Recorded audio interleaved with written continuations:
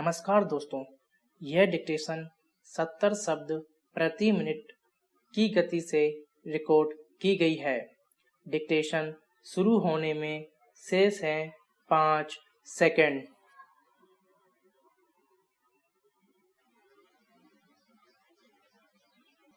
Start. Hyderabad में प्रवासी मजदूरों ने काम करने से मना ही नहीं किया। गुस्से से पुलिस पर पथराव भी किया। उनका कहना था वे फिर से काम पर नहीं वापस अपने मूल स्थान जाना चाहते हैं।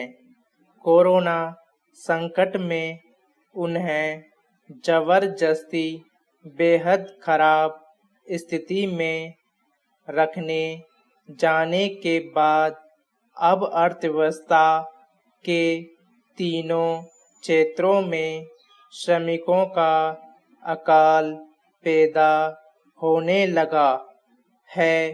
ताज़ा खबर के अनुसार पंजाब में किसानों ने मजदूरों की कमी देखते हुए धान की जगह कम श्रम वाले कपास और मक्के की खेती शुरू कर दी है, जबकि 30% उद्योगों ने कुशल कारीगरों के अभाव में काम शुरू किया है।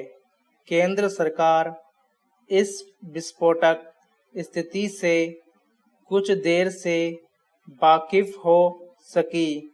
प्रवासी मजदूरों के लिए अंतर्राज्यीय आवागमन शुरू करने का फैसला इसी तथ्य को ध्यान में रखकर किया गया है।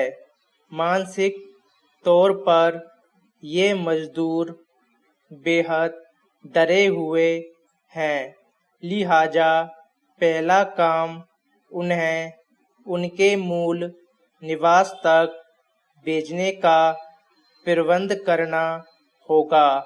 अपने घर से मात्र कुछ किलोमीटर दूर 2 हफ्ते फिर से क्वारंटाइन में रहना उसे ज़्यादा राहत देगा। ऐसा नहीं है कि ये प्रवासी मजदूर अब हमेशा के लिए अपने घरों को चले गए हैं। जिन राज्यों से ये आते हैं वहाँ उद्योग या अन्य रोजगार के अवसर बेहद कम होते हैं, लिहाजा कुछ महीनों में भूख और गरीबी इन्हें फिर रोजी के लिए पंजाब, केरल, दिल्ली और दक्षिण व पश्चिम भारत के राज्यों में जाने को मजबूर करेगी। लेकिन फिलहाल अगले कुछ महीनों तक कृषि और उद्योग नए संकट से दो चार होंगे।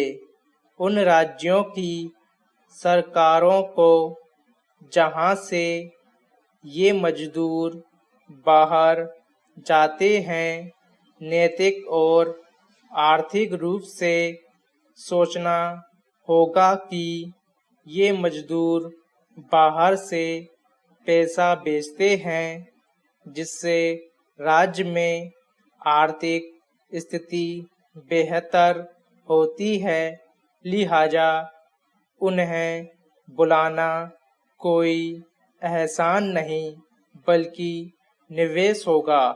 वहीं जिन राज्यों में ये सेवा देते हैं उन्हें भी इनके वापस आने का आधार तैयार करना होगा। इन 9 करोड़ प्रवासी मजदूरों में अधिकांश ठेकेदारों की शोषणकारी व्यवस्था के शिकार रहे हैं। लाखों ऐसे हैं जिन्हें फरवरी और मार्च की पगार ठेकेदारों ने नहीं दी है। यदि उनके पैसे दिलवाए जाएं तो शायद ये मजदूर घर जाने की जिद छोड़ सकते हैं या घर पहुंचने के बाद जल्द वापस लौट सकते हैं। यह सही अवसर है जब भारत सरकार प्रवासी मजदूरों के लिए मजबूत कानून बनाकर उन्हें ठेकेदारों के शोषण से बचा सके। स्टॉप।